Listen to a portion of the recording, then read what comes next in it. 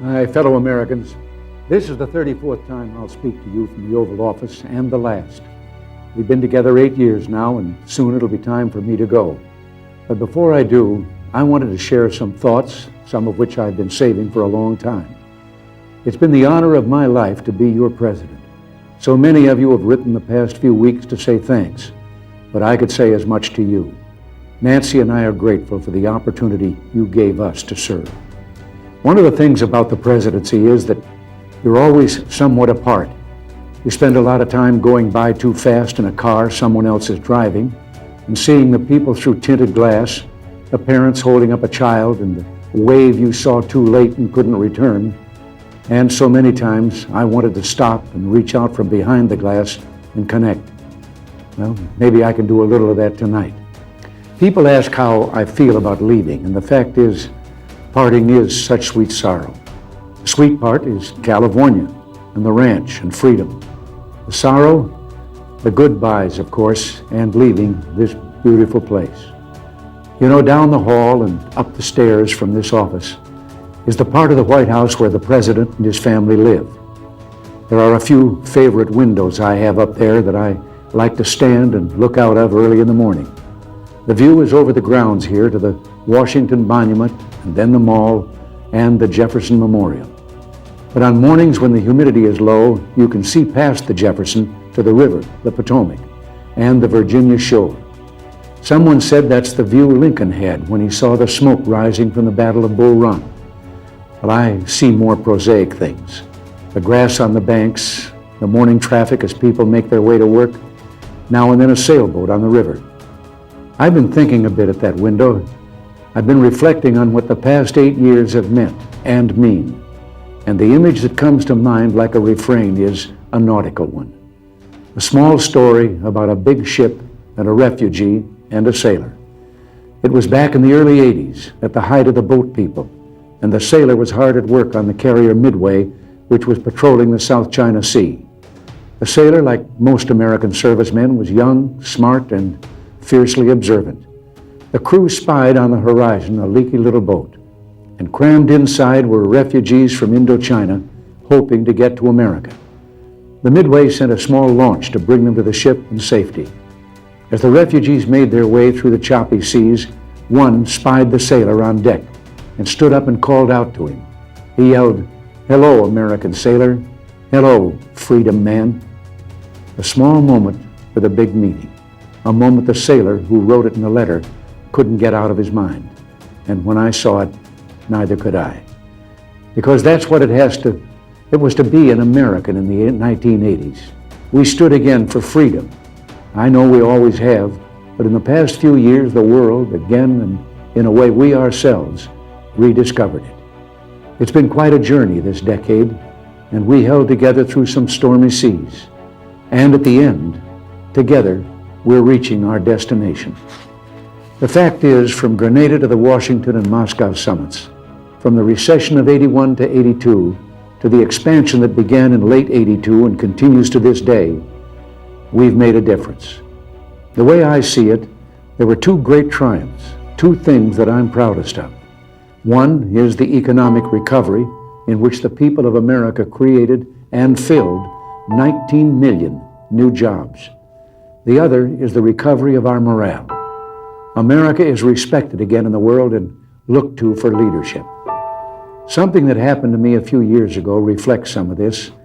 It was back in 1981, and I was attending my first big economic summit, which was held that year in Canada.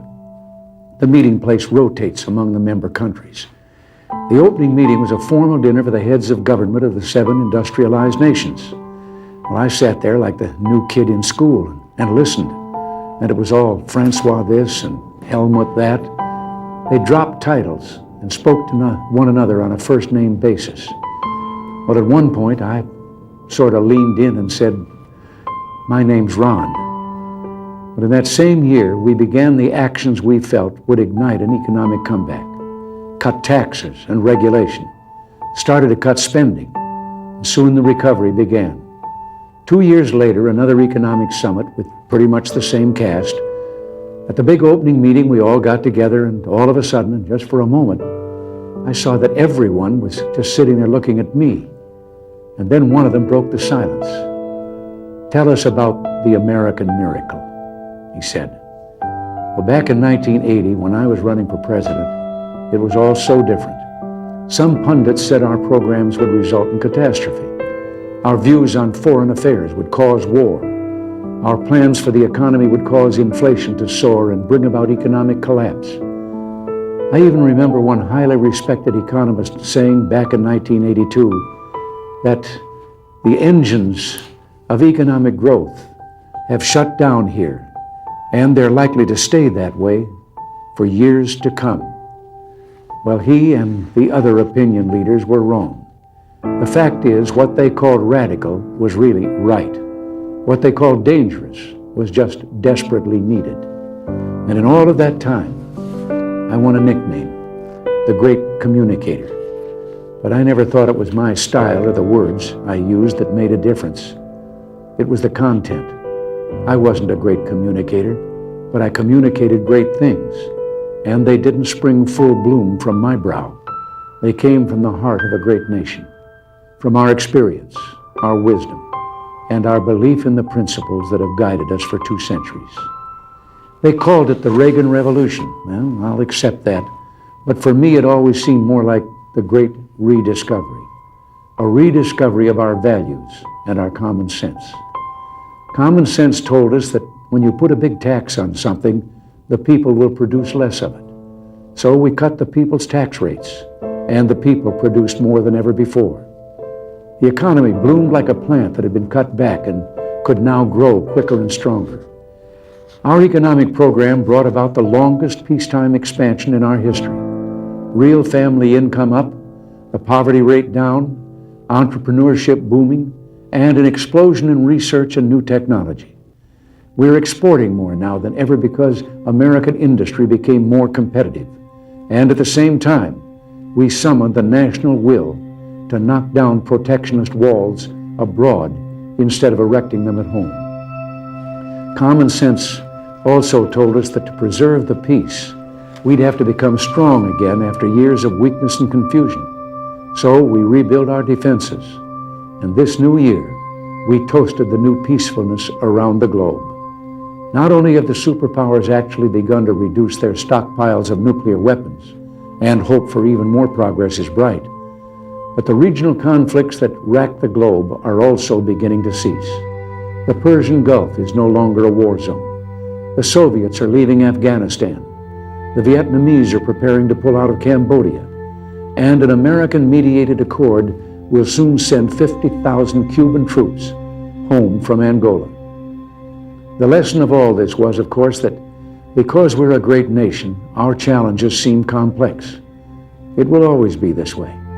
But as long as we remember our first principles and believe in ourselves, the future will always be ours. And something else we learned. Once you begin a great movement, there's no telling where it'll end. We meant to change a nation, and instead, we changed a world. Countries across the globe are turning to free markets and free speech, and turning away from the ideologies of the past. For them, the great rediscovery of the 1980s has been that, lo and behold, the moral way of government is the practical way of government. Democracy, the profoundly good, is also the profoundly productive. When you've got to the point where you can celebrate the anniversaries of your 39th birthday, you can sit back sometimes, review your life, and see it flowing before you. For me, there was a fork in the river, and it was right in the middle of my life. I never meant to go into politics. It wasn't my intention when I was young. But I was raised to believe you had to pay your way for the blessings bestowed on you. I was happy with my career in the entertainment world, but I ultimately went into politics because I wanted to protect something precious. Ours was the first revolution in the history of mankind that truly reversed the course of government, and with 3 little words: we the people. We the people tell the government what to do. It doesn't tell us. We the people are the driver. The government is the car, and we decide where it should go and by what route and how fast. Almost all the world's constitutions are documents in which governments tell the people what their privileges are. Our Constitution is a document in which we, the people, tell the government what it is allowed to do. We, the people, are free. This belief has been the underlying basis for everything I've tried to do these past 8 years. But back in the 1960s, when I began, it seemed to me that we'd begun reversing the order of things, that through more and more rules and regulations and confiscatory taxes, the government was taking more of our money, more of our options, and more of our freedom. I went into politics in part to put up my hand and say, stop. I was a citizen politician, and it seemed the right thing for a citizen to do. I think we have stopped a lot of what needed stopping, and I hope we have once again reminded people that man is not free unless government is limited. There's a clear cause and effect here that is as neat and predictable as a law of physics. As government expands, liberty contracts. Nothing is less free than pure communism, and yet we have the past few years forged a satisfying new closeness with the Soviet Union. I've been asked if this isn't a gamble, and my answer is no, because we're basing our actions not on words, but deeds. The détente of the 1970s was based not on actions, but promises. They'd promised to treat their own people and the people of the world better, but the Gulag was still the Gulag, and the state was still expansionist, and they still waged proxy wars in Africa, Asia, and Latin America. Well, this time, so far, it's different. President Gorbachev has brought about some internal democratic reforms and begun the withdrawal from Afghanistan. He has also freed prisoners whose names I've given him every time we've met. But life has a way of reminding you of big things through small incidents. Once during the heady days of the Moscow summit, Nancy and I decided to break off from the entourage one afternoon to visit the shops on Arbat Street. That's a little street just off Moscow's main shopping area. Even though our visit was a surprise, every Russian there immediately recognized us and called out our names and reached for our hands. We were just about swept away by the warmth. You could almost feel the possibilities in all that joy. But within seconds, a KGB detail pushed their way toward us and began pushing and shoving the people in the crowd. It was an interesting moment. It reminded me that while the man on the street in the Soviet Union yearns for peace, the government is communist, and those who run it are communists. And that means we and they view such issues as freedom and human rights very differently. We must keep up our guard, but we must also continue to work together to lessen and eliminate tension and mistrust. My view is that President Gorbachev is different from previous Soviet leaders. I think he knows some of the things wrong with his society and is trying to fix them. We wish him well, and we'll continue to work to make sure that the Soviet Union that eventually emerges from this process is a less threatening. What it all boils down to is this: I want the new closeness to continue, and it will, as long as we make it clear that we will continue to act in a certain way as long as they continue to act in a helpful manner. If and when they don't, at first pull your punches. If they persist, pull the plug. It's still trust, but verify. It's still play, but cut the cards. It's still watch closely, and don't be afraid to see what you see. I've been asked if I have any regrets. Well, I do. The deficit is one. I've been talking a great deal about that lately, but tonight isn't for arguments, and I'm going to hold my tongue. But in observation, I've had my share of victories in the Congress, but what few people noticed is that I never won anything you didn't win for me. They never saw my troops. They never saw Reagan's regiments, the American people. You won every battle with every call you made and letter you wrote demanding action. Well, action is still needed. If we're to finish the job, Reagan's regiments will have to become the Bush brigades. Soon he'll be the chief, and he'll need you every bit as much as I did. Finally, there is a great tradition of warnings in presidential farewells. And I've got one that's been on my mind for some time. But oddly enough, it starts with one of the things I'm proudest of in the past 8 years. The resurgence of national pride that I called the new patriotism. This national feeling is good, but it won't count for much, and it won't last unless it's grounded in thoughtfulness and knowledge. An informed patriotism is what we want. And are we doing a good enough job teaching our children what America is and what she represents in the long history of the world? Those of us who are over 35 or so years of age grew up in a different America. We were taught very directly what it means to be an American. And we absorbed almost in the air a love of country and an appreciation of its institutions. If you didn't get these things from your family, you got them from the neighborhood, from the father down the street who fought in Korea, or the family who lost someone at Anzio. Or you could get a sense of patriotism from school. And if all else failed, you could get a sense of patriotism from the popular culture. The movies celebrated democratic values and implicitly reinforced the idea that America was special. TV was like that too, through the mid-60s. But now we're about to enter the 90s, and some things have changed. Younger parents aren't sure that an unambivalent appreciation of America is the right thing to teach modern children. And as for those who create the popular culture, well-grounded patriotism is no longer the style. Our spirit is back, but we haven't re-institutionalized it. We've got to do a better job of getting across that America is freedom.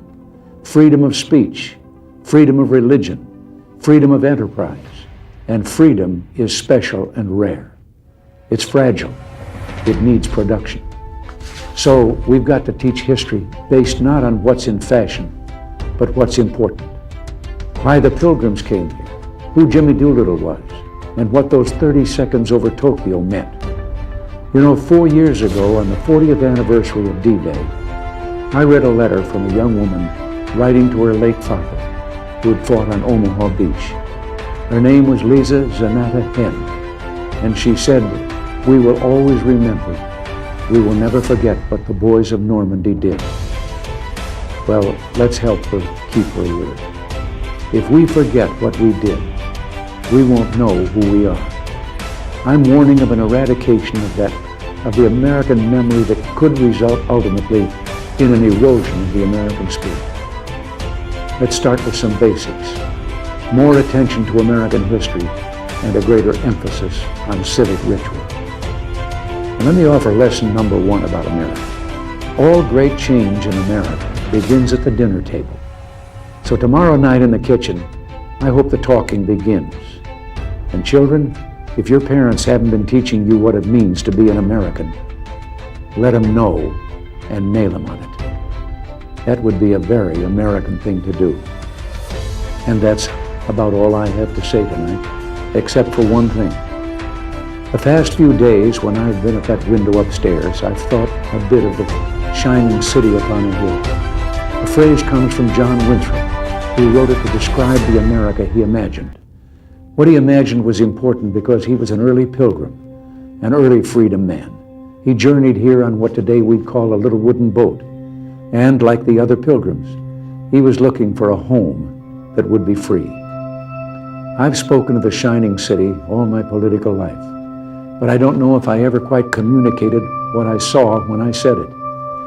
But in my mind, it was a tall, proud city built on rocks stronger than oceans, windswept, God-blessed, and teeming with people of all kinds living in harmony and peace. A city with free ports that hummed with commerce and creativity. And if there had to be city walls, the walls had doors, and the doors were open to anyone with the will and the heart to get here. That's how I saw it and see it still. And how stands the city on this winter night? More prosperous, more secure, and happier than it was 8 years ago. But more than that, after 200 years, 2 centuries, she still stands strong and true on the granite ridge, and her glow is held steady no matter what storm. And she's still a beacon, still a magnet for all who must have freedom. for all the pilgrims from all the lost places who are hurtling through the darkness toward home. We've done our part, and as I walk off into the city streets, a final word to the men and women of the Reagan Revolution, the men and women across America who for 8 years did the work that brought America back. My friends, we did it. We weren't just marking time, we made a difference. We made the city stronger, we made the city freer, and we left her in good hands. All in all, not bad at all. And so, goodbye, God bless you, and God bless the United States of America.